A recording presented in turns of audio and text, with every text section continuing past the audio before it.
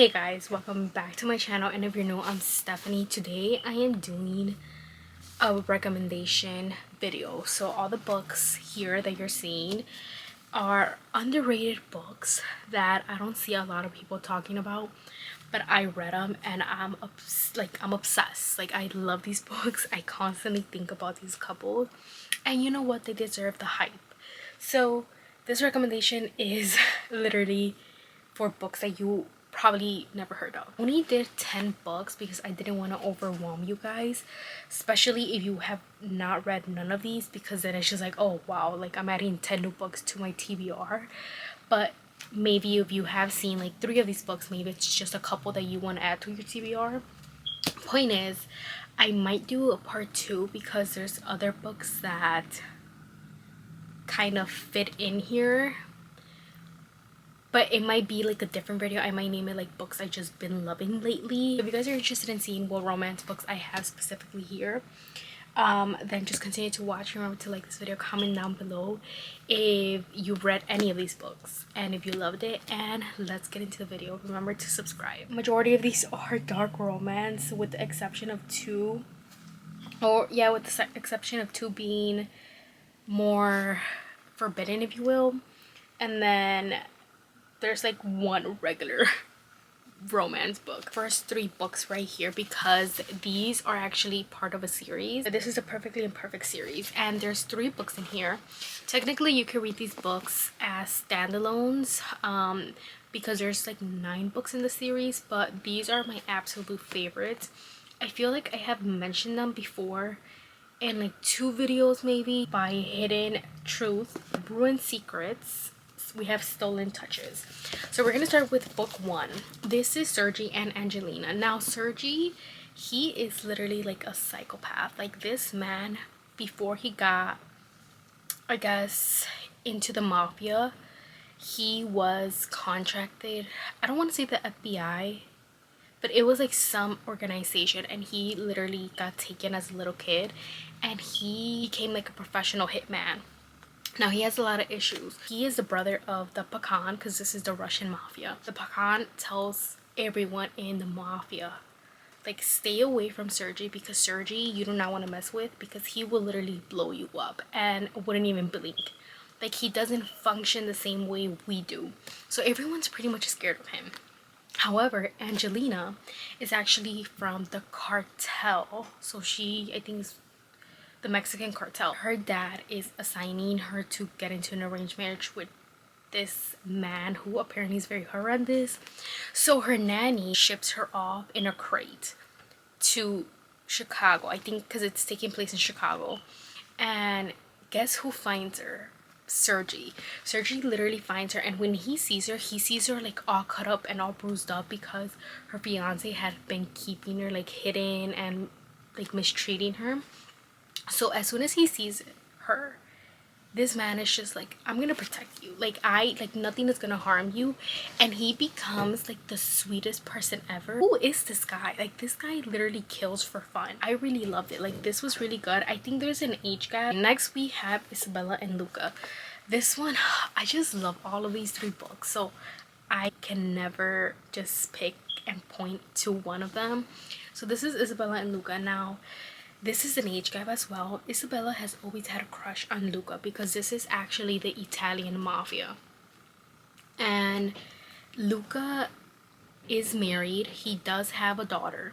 However, Isabella's grandfather, which is the capo for the Italian mafia, sees that Isabella has a crush on this man, and what does he do? He arranges for Luca to find out that his wife is cheating on him, and then after Luca divorces the wife, he gets an arranged marriage with Isabella, because Luca's gonna take charge of the Italian mafia.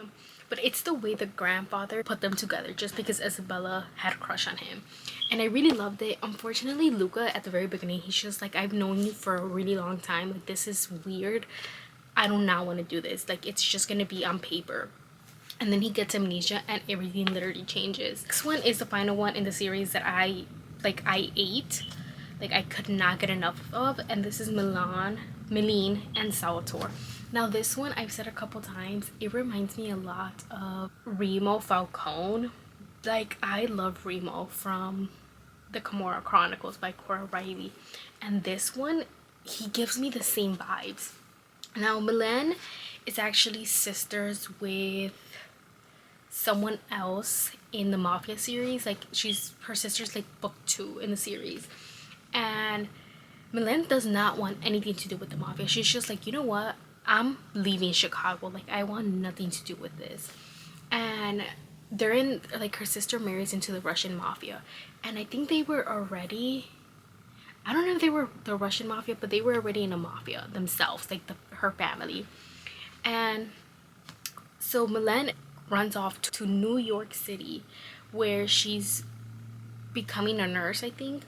And what happens? She runs into Salvatore. Now Salvatore is just delicious. This man, he is the head of the New York Italian mafia, and he takes her out on a date because as soon as they see each other, like, they just click, and he's trying to get at her, but literally on their date they get shot at. It's automatically like, what? Like, I left this life, I did not, what is going on?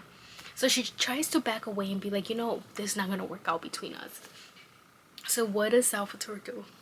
This man calls Chicago the Brava, because her family, her sister, is in the Brava, and he's just like, I found someone from your mafia in my territory and you didn't ask me permission, so unless you want war, you're actually gonna arrange a marriage between me and this girl.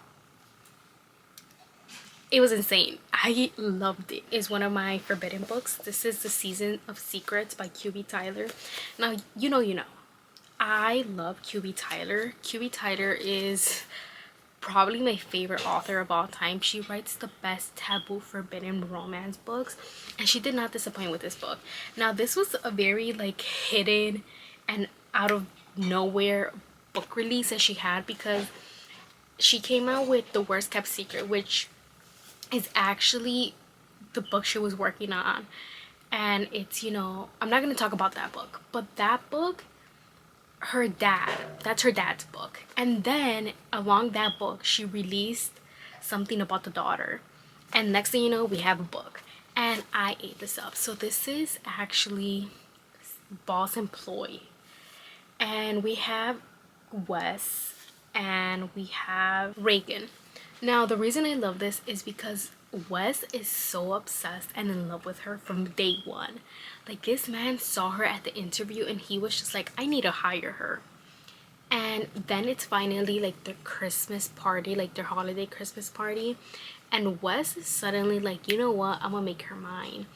And this man, the things he did for her, like, he literally flew her out to Paris, if I'm correct, and he gave her like a 500K spending, like, shopping spree, because he gave her his card, and she's like, I can't just spend whatever, like, you need to give me a budget. And he was like, fine, I guess I'll give you a budget. I was obsessed, literally obsessed. And obviously this is age gap, which just makes it even more perfect. This is also a short book. It's only like 200 pages. Exactly, 213 pages. Like a Sunni romance story where, like, he literally sweeps you off your feet. Have Misconduct. Now, I've talked about this book once again, like maybe twice in 2 videos. This is by Penelope Douglas, and when I tell you, I was reading PD's backlist, right? Because I love Devil's Night, literally on display. I have it on display up there. Love it. I'm obsessed with it. Like, they're literally my #1 couple and books out there. But let me tell you, so I had been reading their backlist and I was getting really disappointed because none of them were making me feel like Devil's Night. But then I got to this one and oh my god, I was obsessed. And I'm like surprised because I don't see people talking about this book. Now this book played like a romance movie. So this is between Easton and Tyler. Now Easton is a former tennis player and now she is a teacher. And one day she accompanies her brother to this event. It's like a charity, it's something like some politician event. And she, you know, she's bored, so I think she goes into the balcony. Now we have Tyler, who Tyler is kind of very mysterious at the very beginning of the book. We don't know who he is other than he's powerful. It's also an age gap story, so we don't really know much. And Tyler is also in the balcony, and they hit it off. Like, there is so much chemistry and tension between these two that I was just like, who is this man? Because he gave off so much power. So then I think they kiss. They have like this beautiful kiss, and they get interrupted. And he just tells her, next time I find you, I'm gonna make you mine. Like, this isn't over. And you know, she like leaves the party. She doesn't think anything. She's just like, I'm never gonna see you again, whatever. 6 months later, his son. So Tyler has a son. And he's like 13, 14, I don't know, he's like on the younger side, like 15. So this is like a teacher conference. It's like the very first conference right before classes start. And Tyler walks in with his son. They're just like drawn to each other, and it's the funniest thing because she never thought she would see him again. And also, not only that, but Tyler is running for Senate to become a senator. So there's a lot of like, this is not okay at all, because now you're my son's teacher and I'm running to become a senator and I cannot have any scandal. But you know what? It goes there. Okay, this next one I recently read. I literally finished this the other day and I cannot stop thinking about it, and I finished it like this. Now this is for my forbidden and taboo girlies. If you're not into that, do not even read it. If you're like barely in like, oh, I think I like forbidden, if you're level 1, don't even go this book, because this is a really good one. So this is it's adoptive siblings. There we go. And it's dark. Not only is it forbidden and taboo, it's literally dark, and I ate it up.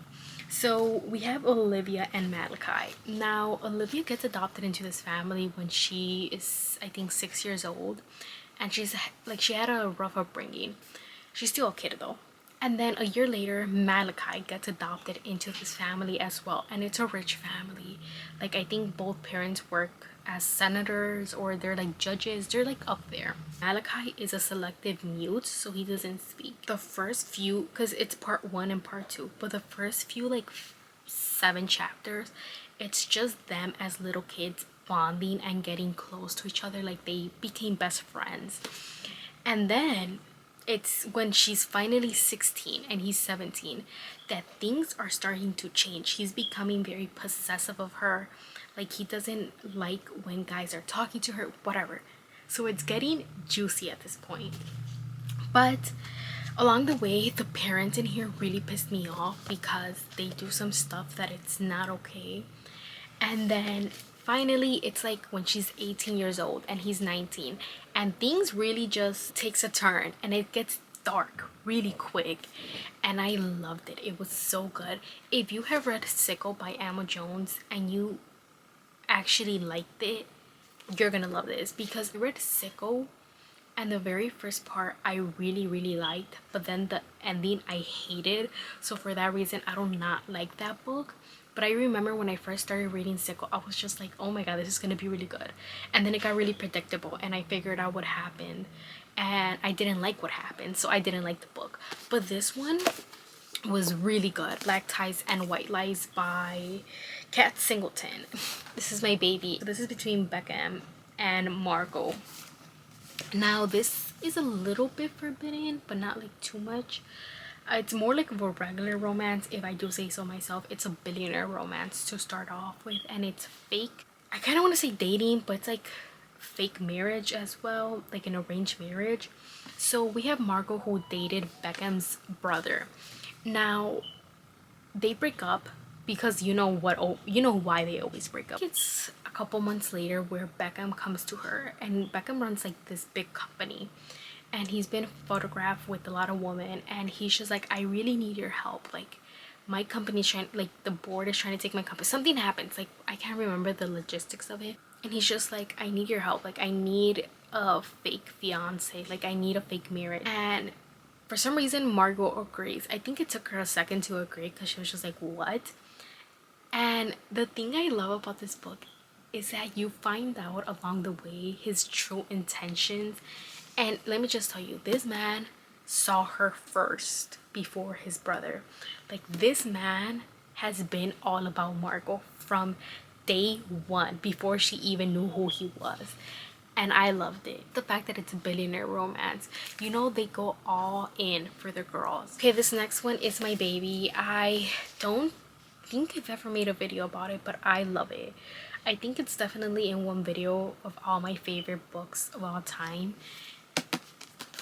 Veronica Lancet. She wrote Morally Corrupt. It's more like of a dark romance instead of mafia. Check your triggers. We have our girl, our heroine, Bianca. And Bianca, she is a couple things. One, being a psychopath, and two, being a stalker. One day she sees Theo, and immediately she becomes obsessed with him. She stalks him, and she makes up this whole plan to become his wife. And Theo is going to become the chief police commissioner. So he's like slowly making his way up.